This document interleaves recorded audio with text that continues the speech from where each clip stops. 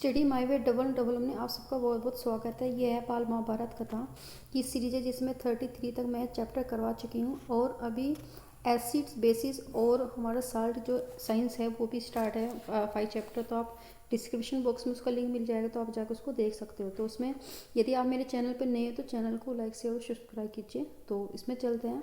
34 chapter है हमारा अभिमन्यु। इसमें क्या दिया है, तो इसमें कहते हैं कि जो 13वें दिन भी क्या हो गए, समसप्तकों ने अर्जुन को युद्ध के लिए लड़काया। समसप्तकों का मतलब है कि या तो सात दिशाओं से जो भी राजा समान मतलब योद्धा वाले, तो उन्होंने उसको ललकारा, मतलब उसको घेर के रखा ताकि वो जो भी इनकी सक्सेस थी, मतलब जो भी सफलता थी द्रोणाचार्य और दुर्योधन की, वो पूर्ण हो सके और युधिष्ठिर को बंदी बना लिया जा सके। तो उन्होंने फिर उसको 13वें दिन फिर चुनौती की लड़ा और उसको इस तरह से करते हुए लड़ता हो वो दक्षिण दिशा की ओर चला गया, वहां से हट गया। नित्य स्थान पर पहुंचने पर अर्जुन और समसप्तकों के बीच घोर संग्राम हुआ, घोर लड़ाई छिड़ गई।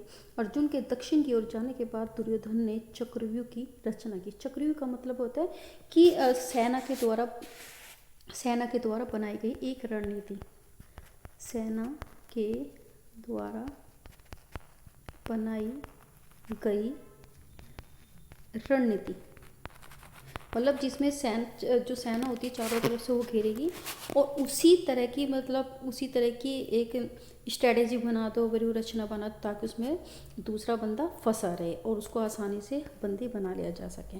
तो अब इस तरह की जो रचना थी, उस तरह की चक्र की रचना बनाई गई ताकि जो युधिष्ठिर पर धावा बोल सके, हमला बोल सके। धावा का मतलब हमला बोल सके। युधिष्ठिर की ओर से भीम, सात्विक, चैकितान, धृष्टद्युम्न, कुंतीभोज, उत्तरमौजा और विराट राज, वीर कैकई आदि कितने ही सुविख्यात महारथ ने द्रोणाचार्य के आक्रमण की बाढ़ को रोकने का जी तोड़ से कोशिश की। फिर भी जो द्रोण थे का वेग उनसे रोका नहीं गया, मतलब जो भी उनकी तेजी थी युद्ध करने की वो रोक नहीं पाए। यह देखकर सभी महारथी चिंता में पड़ गए। सुभद्रा का पुत्र जो अभिमन्यु था, अभी बालक ही था, फिर भी उसकी रण कुशलता और शूरता के लिए वह इतना अधिक प्रसिद्ध हो चुका था कि लोग उनको कृष्ण और अर्जुन के समता करने वाले समझते थे। क्योंकि जो कृष्ण जी उनके मामा जी थे और उन्होंने ही उनको क्या नाम विद्या सिखाई थी। तो वे अपने साथ ले गए थे उसको, छोटे से कोई। फिर युधिष्ठिर ने इस वीर बालक को बुलाकर कहा, बेटा, द्रोण के रचित चक्रव्यूह को तोड़ना हमारे और किसी वीर से हो ही नहीं सकता और अकेले तुम ही हो जिसके लिए द्रोण के बनाए हुए स्वरूप को तोड़ना संभव है। तुम द्रोण की सेना पर आक्रमण करने को तैयार हो जाओ।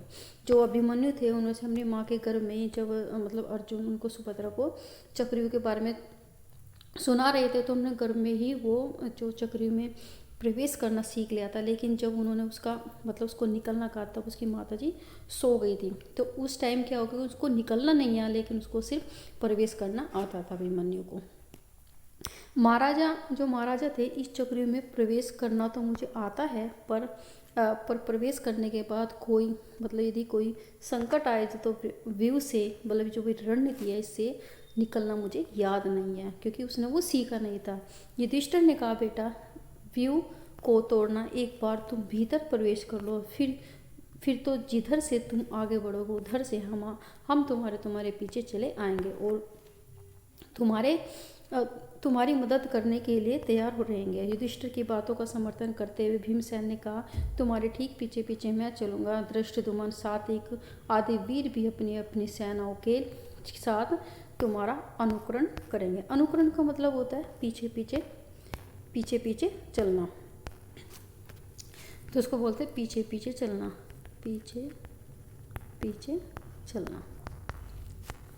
एक बार तुमने व्यू को तोड़ दिया, इस रणनीति को तोड़ दिया, इस घेरे को तोड़ दिया, फिर यह निश्चित समझना है कि हम सब कौरव सेना को तहस नहस कर देंगे। यह सब सुनकर बालक जो अभिमन्यु को अपने मामा श्री कृष्ण और पिता जो अर्जुन की वीरता का स्मरण याद आई उन्हें, बड़े उत्साह के साथ वह बोला, मैं अपनी वीरता पराक्रम से मामा श्री कृष्ण और पिताजी को अवश्य प्रसन्न करूंगा। अब वो कहता है कि अभिमन्यु अपने उससे जो भी सारथी था, सुमित्र, अच्छे मित्र, वह देखो द्रोणाचार्य के रथ की ध्वजा उसी ओर रथ चलाओ, जल्दी करो। अपने सारथी को उत्साहित करते हुए अभिमन्यु ने कहा। सारथी ने भी उसी ओर रथ चलाया। अभिमन्यु की आज्ञा मानकर सारथी ने उधर रथ बढ़ा दिया। कौरव सेना की में हलचल मच गई। अरे, अभिमन्यु आया और इसके पीछे पीछे पांडव वीर भी चले आ रहे हैं। द्रोणाचार्य के देखते देखते उनका जो बनाया हुआ जो व्यू था, व्यू का मतलब जो भी उन्होंने सेना को जो घेरा बनाया हुआ था एक तरह से, वो टूट गया और अभिमन्यु व्यू के अंदर चला गया। अब जो कौरव वीर एक एक करके अभिमन्यु का सामना करते आते गए और इस प्रकार कूच करते हुए मतलब काफ़ी तेजी से मतलब आगे बढ़ते गए और आग में पड़कर पतंगे भस्म हो जाते थे। जो भी सामने आया वह बालवीर के बाणों से मारा गया। जैसा ही पहले तय हो चुका था कि पांडव की सेना अभिमन्यु के पीछे पीछे चली और जहाँ से व्यू तोड़कर अभिमन्यु अंदर घुसा, वहीं से व्यू के अंदर प्रवेश करने लगी। यह देखकर तो सिंधु देश का जो पराक्रमी राजा जयद्रथ था, वो धृतराष्ट्र का दामाद था और मतलब उनका जीजा था दुर्योधन का, तो अपनी सेना को लेकर पांडव सेना पर टूट पड़ा। जयद्रथ ने अपनी ऐसी कुशलता और बहादुरी से ठीक समय पर जो व्यू की जो टूटी हुई किलेबंदी जो उन्होंने घेरा डाल रखा था उसको फिर से मजबूत कर दिया, जिससे पांडव बाहर ही रह गए। अभिमन्यु व्यू के अंदर चला गया, परंतु अकेले अभिमन्यु ने व्यू के अंदर ही कौरवों की विशाल जो सेना को तहस नहस कर दिया, तहस नहस करना शुरू कर दिया। जो भी उसके सामने आता खत्म कर देता। दुर्योधन का जो पुत्र था लक्ष्मण, अभी बालक ही था, उसमें क्या था कि उसकी जो वीरता की आभा का मतलब किरण बोल सकते हैं, या आप इसमें बोल सकते हैं चमक या किरण फूट रही थी। उसको भय छू तक नहीं गया था। अभिमन्यु की बाण वर्षा से व्याकुल होकर जो भी सभी जो योद्धा थे वो पीछे पीछे हटने लगे थे। वीर जो लक्ष्मण थे अकेला जाकर अभिमन्यु से भिड़ गया था। अब वह वीर बालक भाले की चोट से तत्काल ही मृत होकर गिर पड़ा। यह देखकर कौरव सेना आर्तस्वर मतलब होता है जुनून, जैसे वो एकदम जुनून स्वर में आवाज में हाहाकार कर उठी। अभिमन्यु को इसी क्षण वध करो, अभी वध करो इसका। तो वध का मतलब मार दो, पल, सन का मतलब पल, इसी पल इसको मार दो। अब दुर्योधन ने चिल्लाकर कहा, द्रोण, अश्वत्थामा, वृद्धबल, कृतवर्मा एवं 6 महारथियों ने अभिमन्यु को चारों ओर से घेर लिया। द्रोण ने के कर्ण के पास आकर कहा, इसका कवच भेदा नहीं जा सके। कवच भेदा का मतलब होता है कि इसको हराया नहीं जा सकता आसानी से। ये कहते हैं ठीक से ही निशाना साधकर इसके रथ के घोड़े की रास काट दो, रथ के घोड़े की रास को काट दो और पीछे की ओर से इस पर अस्त्र चलाओ। मतलब जो भी वो घोड़े की रास का मतलब जिसे वो खींचे जाते थे, कंट्रोल किए जाते थे, नियंत्रण किए जाते थे, उसको काट डालो और पीछे से उस पर अस्त्र चलाओ। अब कर्ण ने यही किया, पीछे की ओर से बाण चलाए और अभिमन्यु का धनुष कट गया। घोड़े और सारथी मारे गए, वह रथविहीन हो गया। मतलब रथविहीन का मतलब बिना रथ के वो रह गया। तुरंत ही अभिमन्यु ने टूटे हुए रथ का पहिया हाथ में उठा लिया और उसे घुमाने लगा। इस समय अभिमन्यु भयानक युद्ध कर रहा था। यह देखकर सारी सेना एक साथ उस पर टूट पड़ी, क्योंकि उसको आसानी से हराया नहीं जा सकता था। उसके हाथ का जो पहिया चूर चूर हो गया और इसी बीच दुशासन का पुत्र गदा लेकर अभिमन्यु पर झपटा। अब ये क्या हुआ कि इस पर अभिमन्यु ने भी पहिया फेंक कर गदा उठा ली और दोनों आपस में भिड़ गए। दोनों में घोर युद्ध हुआ। एक दूसरे पर गदा का जो भीषण वार करते हुए दोनों राजकुमार आहत होकर गिर पड़े। दोनों ही हड़बड़ाकर उठने लगे और दुशासन का पुत्र जला मतलब पल, एक पल ही पहले उठ खड़ा हुआ। अभिमन्यु अभी उठ ही रहा था कि दुशासन के पुत्र ने उसके सिर पर जोर से गदा का प्रहार किया। जो ये अभिमन्यु अब कईयों से अकेला लड़ते हुए घायल हो चुका था, क्योंकि हाथ में की हिम्मत भी, तो बच्चा ही था वो, और सबने उसको इस तरह से कह, देखो उसकी किस तरह की कंडीशन हुई होगी, और थक कर अब क्या हुआ कि जो गदा है, गदा की मार पड़ते ही उसके जो प्राण थे पखेरु का मतलब होता है कि वो मृत्यु को प्राप्त हो गया या मर गया।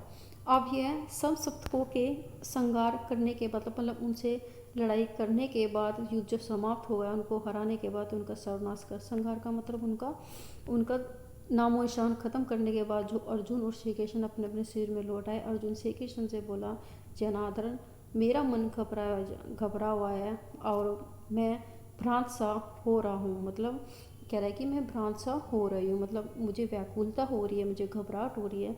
सब कुशल तो है, मतलब भ्रम हो रहा है। भ्रांत का मतलब होता है भ्रम हो रहा है। आज अभिमन्यु अपने भाइयों के साथ हंसता हुआ मेरा स्वागत करना क्यों नहीं दौड़ा रहा है।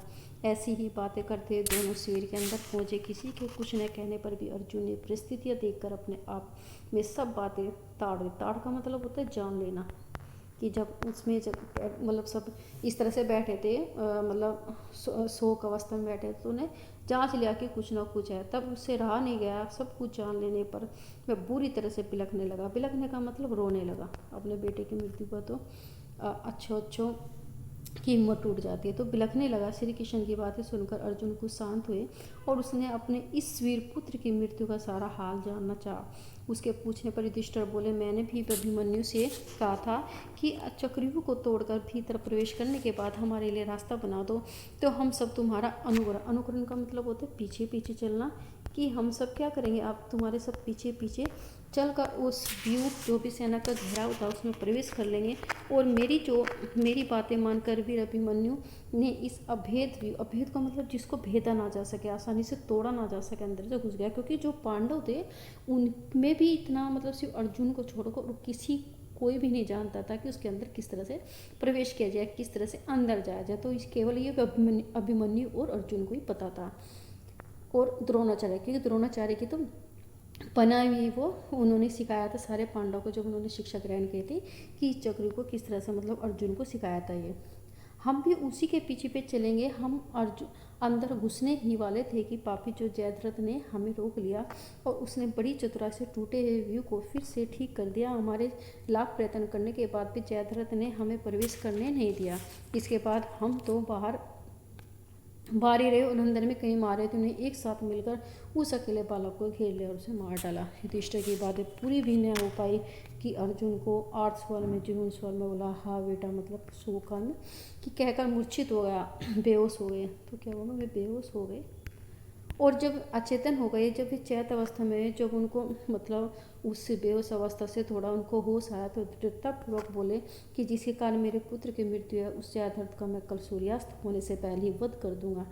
यह मेरी प्रतिज्ञा। यह कहकर अर्जुन ने गांडी पर जोर से टंकार की। सिंधु देश के सुप्रति जो राजा थे, व्रत क्षेत्र के पुत्र का उसी का बेटा था ये जयद्रथ। जब अर्जुन की प्रतिज्ञा का हाल मालूम हुआ तो दुर्योधन के पास गया और बोला, मुझे युद्ध की चाह नहीं है, मैं अपने देश चला जाना चाहता हूँ डर कर। यह सुनकर दुर्योधन ने उसको धीरज बनाया, बोला, सैंतर का मतलब सिंधु देश में रहने वाला, सिंधु देश में रहने वाला, तो उसी को क्या बोलते हैं, सैंतर बोलते हैं। आप भय न करें, मेरी सारी जो सेना थी वो आपकी रक्षा करेगी, इसके लिए नियुक्त की जाएगी, और आप निशंक रहे। निशंक मतलब बिना शंका के रहे। तो दुर्योधन की इस बातें आग्रह करने पर जयद्रथ ने उसकी बात मानने सवेर हुआ, और शस्त्रधारियों ने श्रेष्ठ आचार्य द्रोण से ने सेना की व्यवस्था करने में ध्यान दिया। अब युद्ध के मैदान में 12 मील की दूरी पर जयद्रथ को अपनी सेना रक्षकों के साथ देखा गया। उसी रक्षा के लिए कौन कौन थे, कि सबको पता था कि अर्जुन ने प्रतिज्ञा की तो वो पूरा भी करेगा। तो जो भूरी शर्वा, कर्ण, अश्वत्थामा, शल्य, वृक्षसेन और महारथी अपनी अपनी सेनाओं के साथ सुसज्जित होकर तैयार खड़े हुए, मतलब इकट्ठा होकर उनकी व्यवस्था करना सही तरह से। तो सुसज्जित का मतलब व्यवस्था करना अच्छी तरह से।